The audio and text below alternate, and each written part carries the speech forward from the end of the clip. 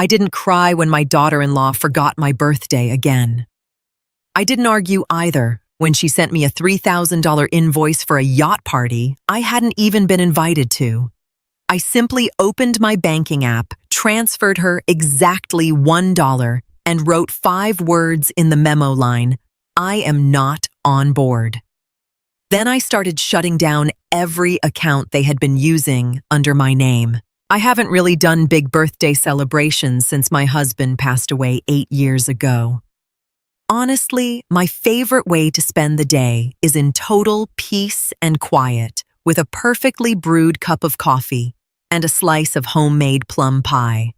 I learned a long time ago not to hold my breath when it comes to other people, especially my son Harrison and his ultra-business-minded wife, Julianne. When my 67th birthday rolled around on a random Tuesday in October and the two of them completely ignored it, it stung at first, but I kept my mouth shut, swallowed the hurt, and just went about my day.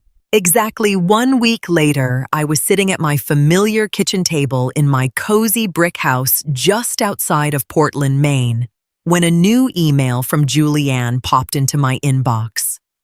The subject line was short, transactional, and completely cold, "Invoice Harrison's yacht party."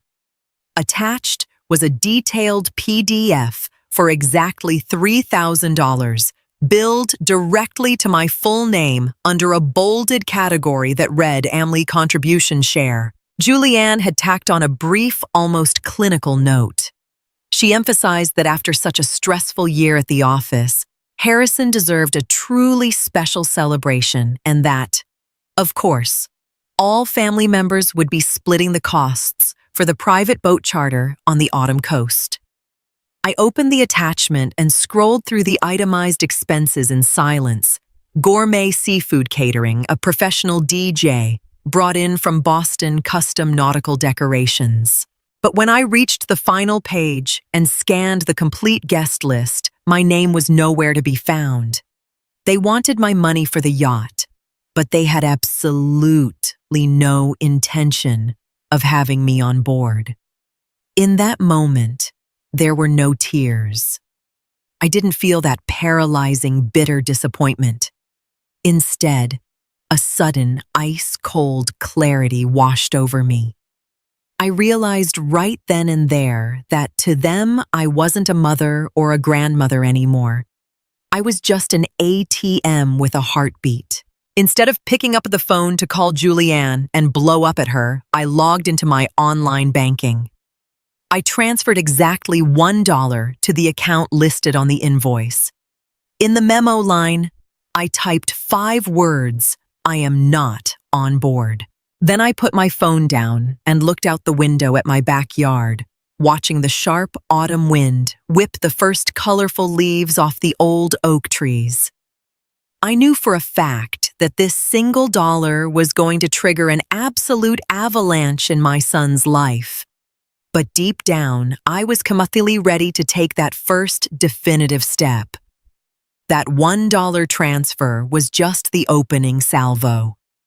The real meticulous work began later that evening at my desk. For years, the family's most important subscriptions, shared accounts, and joint plans had been under my name. I had set it up that way ages ago to help Harrison find his footing when he was first starting his career and money was tight. I opened my laptop, turned on the desk lamp, and started going through the monthly auto drafts line by line, tapping into my old skills from my days as a professional bookkeeper. I started with the weekly upscale organic grocery deliveries that Julianne regularly ordered to her house on my dime, without a second thought. Then came the premium streaming services for music and movies where every single family profile was tied to my private credit card. Even the monthly gas card I had given Harrison, which was strictly meant for emergencies, was being used daily for his routine commutes. Without a shred of hesitation, I changed the passwords to every single account and immediately routed the 2-factor authentication to my personal cell phone. Next, I canceled the authorized user card on my credit account, The one Julianne used as if it were her own for her daily runs to the high-end boutique bakery downtown and the local beauty supply shops. I didn't call any authorities and I didn't waste money on lawyers. I simply erased my name from their financial equations. It was a strange, almost heavy feeling, a mix of deep grief and immense relief with every click of the mouse. But my hand didn't shake once. I had loved these people, but I had also taught them that my generosity had no limits. At exactly 10 o'clock, I sent a brief, unmistakable text to the family group chat. As of right now, all accounts and cards under my name have been restricted to my personal use. Please make alternative arrangements. I didn't bring up my birthday, and I didn't demand an apology for the audacious yacht invoice. I flipped my phone face down on the nightstand and went to bed. The fallout didn't take long. I knew the streaming apps would already be cutting out during their primetime TV viewing. The next morning, my phone buzzed relentlessly against the wooden nightstand, just as I was pouring my first cup of coffee in the kitchen. The notifications rolled in minute by minute first, from Julianne, then Harrison, followed by a long voicemail that I didn't even bother playing. Audrey, what is the meaning of this? My entire cart of groceries was just declined at the register. Julianne texted in furious capital letters. Shortly after, Harrison sent a message that almost made me chuckle. Mom, my gas card suddenly isn't working. I'm stuck at the station and had to pay cash. Please fix this right now. I'm in a huge rush. Not a single text asked how I was doing. Nobody mentioned a belated birthday gift that was never going to show up anyway. They only noticed the closed financial doors the second they ran smack into them and the cold rain of reality set in. I deliberately ignored the calls and spent the entire morning in the sunroom carefully repotting my sensitive hibiscus plants, a soothing task that demanded my full concentration. Around noon, a familiar car pulled into my gravel driveway. The loud, aggressive slam of the car door told me everything I needed to know. Harrison had arrived. He burst into the kitchen without knocking, his face flushed from walking briskly, his car keys gripped tightly in his right hand. What is going on with you, Mom? He demanded, without so much as a hello, throwing himself into a kitchen chair. Julianne is a total wreck at home, and I just had to spend my own money to fill up my tank. I looked at him calmly, washed the black soil from my hands, and sat down across from him in silence. I gave you that card years ago for real emergencies, Harrison. I said softly but with a firm edge. Not to fund the daily comfort of your high-maintenance wife. He shook his head in total disbelief, telling me I was being impossible and throwing a massive tantrum over a simple birthday card they had just forgotten to mail in the middle of their hectic schedules. In that exact moment, it became glaringly obvious that my son's perspective was completely warped. He didn't see me as his mother anymore.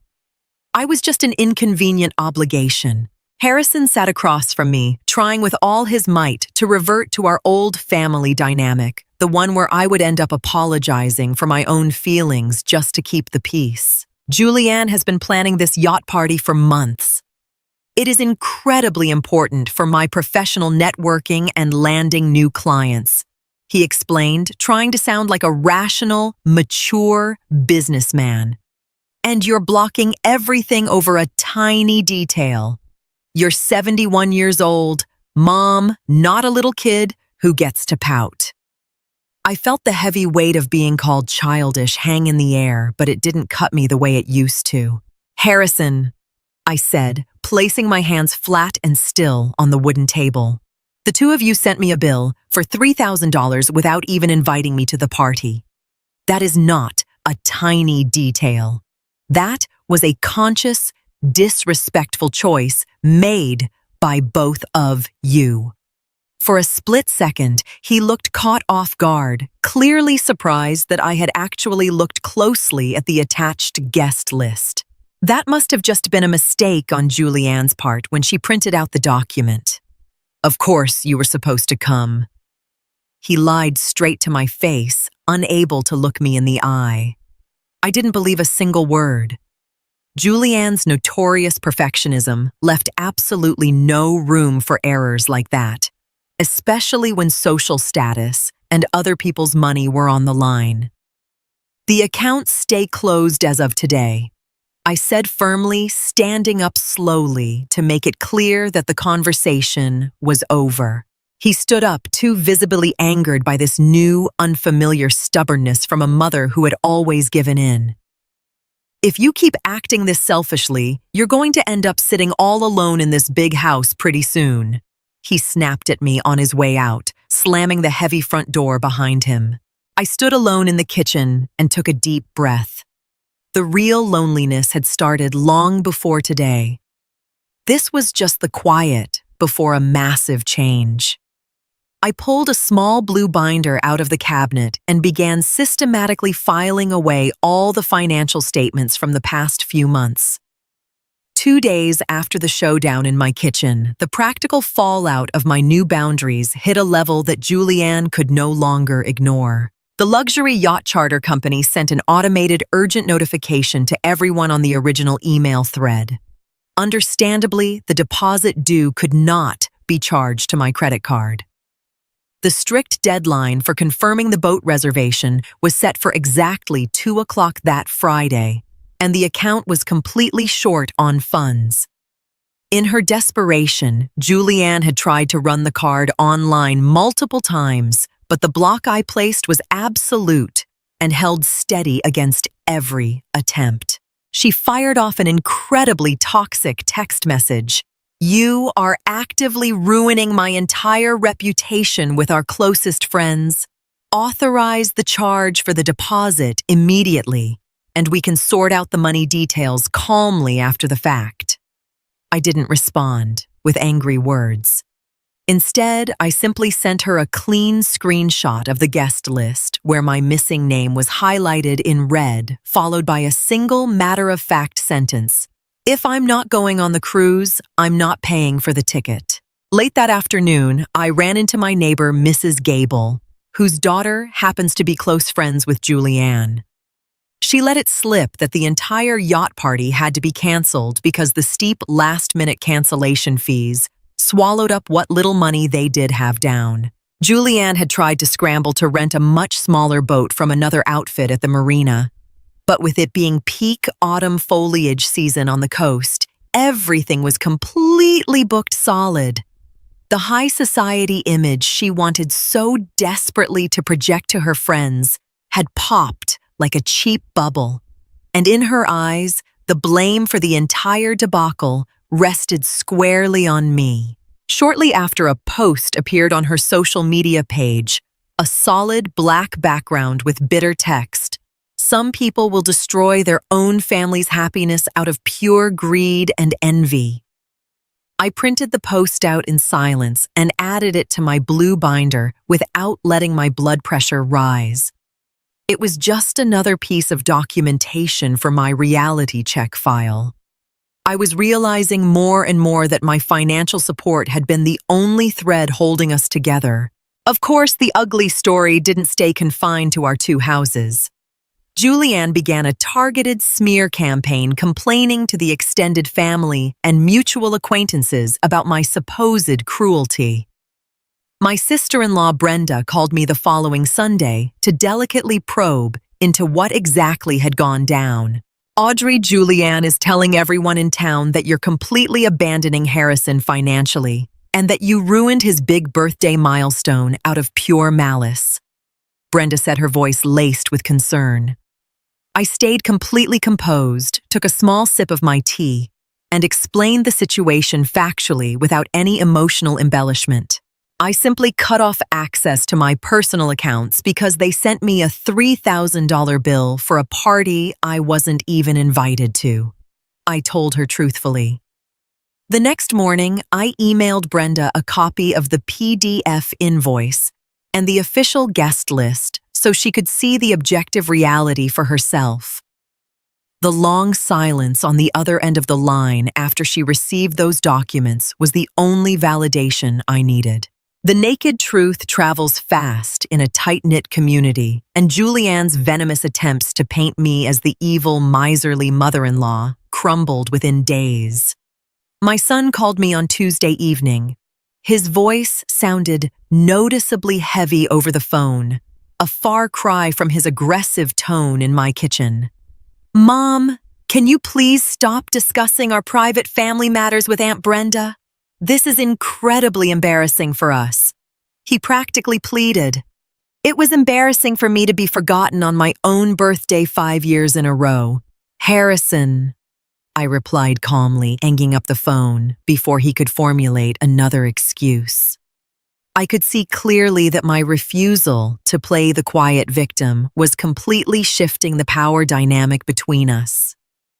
They were finally having to live with the public consequences of their own actions, something they had never been forced to do before. On Thursday morning, Harrison showed up at my door unannounced again. This time, however, he had Julianne in tow. Despite the overcast sky, she was wearing oversized sunglasses and had her arms tightly crossed over her chest. They stepped into the house at my brief invitation, but instead of sitting at the kitchen table like they used to, they stood defiantly in the narrow entryway, like two strangers passing through. "We need to settle this right here and now, Audrey."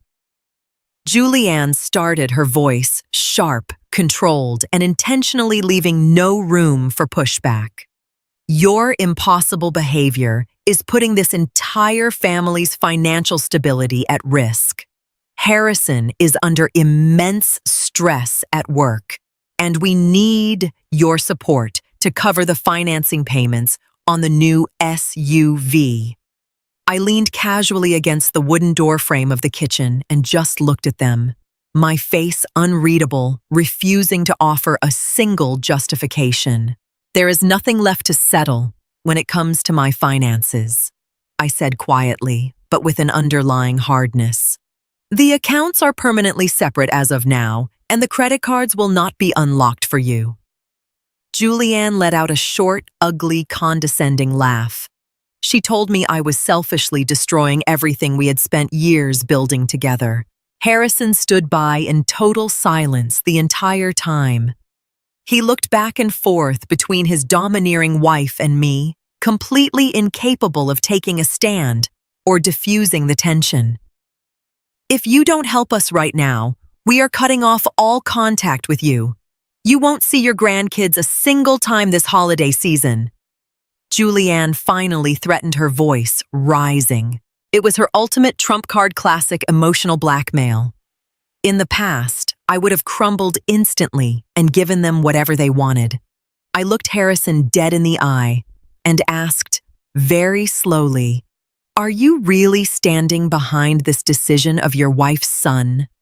He looked down at the floor, ashamed, and mumbled softly, "You're really not leaving us any choice, Mom."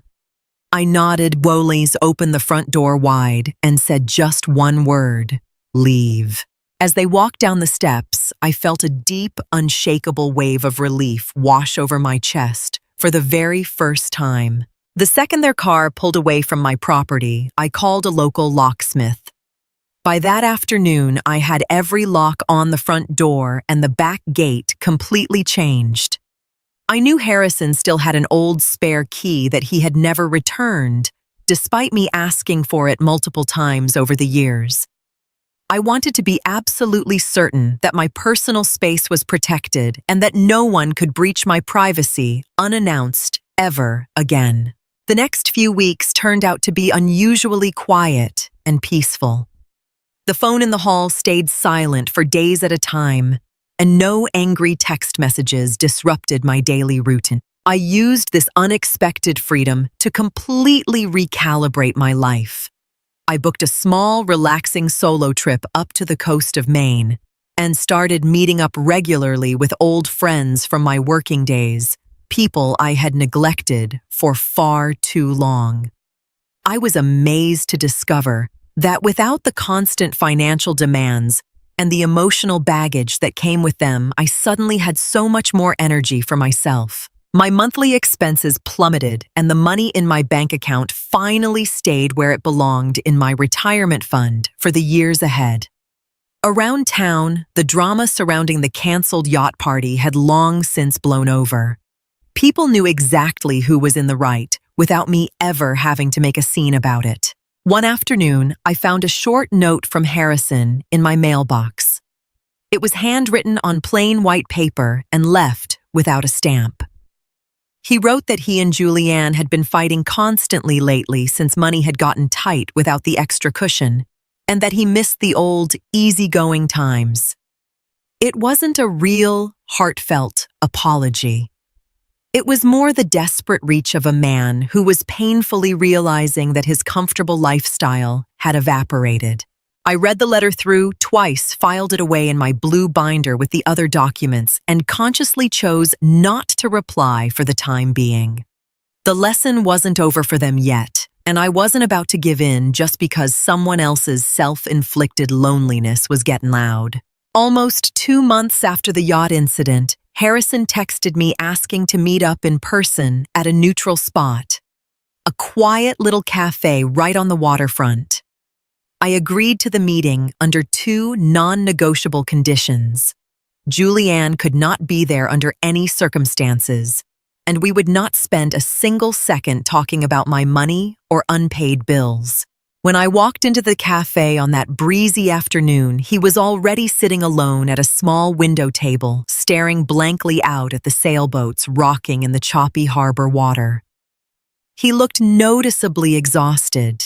His hair was a bit unkempt, and his clothes weren't nearly as perfectly pressed as they used to be, back when Julianne strictly managed his daily schedule. "Thanks for coming, Mom.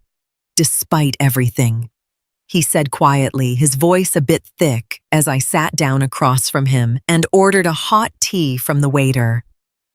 "I wanted to apologize today, not about the money or the blocked cards, but because we treated you like an afterthought and forgot your birthday 5 years in a row." I looked at him for a long moment, arching his face for any sign of a new financial angle. But this time, his eyes looked genuinely tired, caught up in the harsh realities of life. "It was never just about that one birthday, Harrison," I explained, keeping my voice steady and firm. "It was about the fact that for years the two of you treated me like an institution, something that functions silently in the background, but doesn't actually have feelings of its own."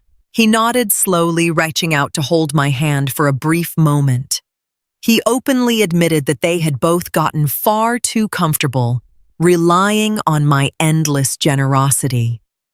He then told me that he and Julianne had started marriage counseling the week before because they finally realized how much their obsession with status had fractured the family. I didn't promise him a quick fix or a return to the way things used to be that afternoon. I told him plainly that real trust takes a long time to rebuild. We finished our tea in peace, chatting about the weather and the boats, and for the first time in years, it felt like a real conversation between a mother and her son. Life didn't magically transform overnight after that meeting, and we certainly haven't become a picture-perfect family that sits down for a harmonious Sunday dinner every week. Julianne keeps her distance entirely now. She sends polite, incredibly brief texts on major holidays, but the emotional and physical boundaries between us remain firmly in place, which is exactly what my peace of mind requires. Harrison comes to visit me by himself once a month now. We take quiet walks along the beach or spend Saturdays working side by side in the garden, and the topic of finances never crosses his lips. My accounts and credit cards are managed solely for myself, and the grandkids came to stay with me for a whole week last summer, completely free of conditions or interference from Julianne. Going through this gauntlet taught me that drawing hard lines doesn't mean you stop loving your family. It just means you finally stop sacrificing your own well-being for the comfort and ego of others. My blue binder filled with the old invoices, screenshots, and angry texts still sits visibly on my office shelf, but I haven't opened it in months. It stands as a silent reminder of the day I reclaimed my dignity and my life. On my 68th birthday this year, Harrison showed up at my door at 8 in the morning, holding a small bouquet of fresh wildflowers and a cake he had baked himself. There were no expensive gifts, no grand staged speeches, and no private yacht rentals. It was just real, honest time, spent peacefully together. As I blew out the single candle on the cake, I didn't feel a single ounce of resentment about the past 5 years. Instead, I felt a deep, quiet contentment with the present. I had kept my home, my financial independence, and my self-respect, all because I had the courage to send exactly $1 when it counted. The wide ocean outside looked calm that day, and I knew with absolute certainty that I could steer my own ship through whatever storm came next.